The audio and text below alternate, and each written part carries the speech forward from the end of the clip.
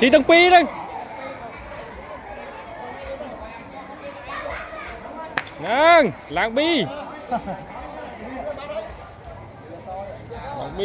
làng bi cho máu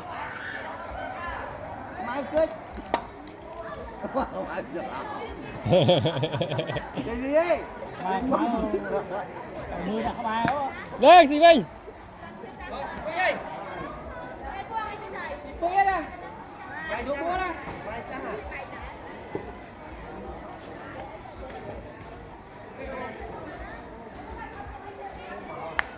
một thì đen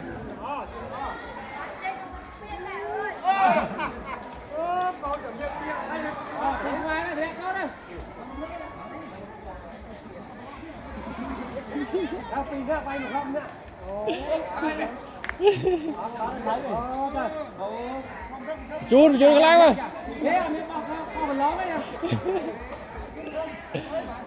viên mà ra lấy châu viên chân đấy vừa